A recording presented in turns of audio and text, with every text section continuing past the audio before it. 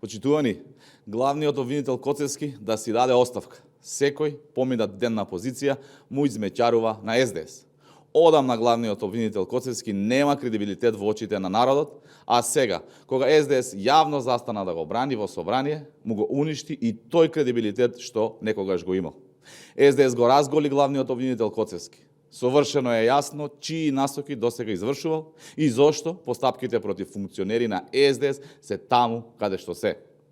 Главниот обвинител Коцевски очигледно е целосно препуштен во прегратките на СДС и таквиот однос не само што не му пречеше, туку и го зема како последна сламка за спас. Да имаше главниот обвинител Коцевски грам морал, тој немаше да чека СДС да го брани и ќе си поднесеше сам оставка.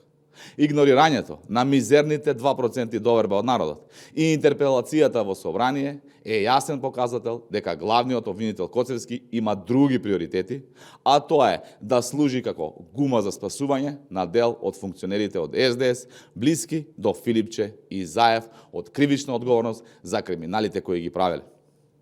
Доблест не може да се очекува од Коцевски, само чисто калкулантство и политичко профитерство.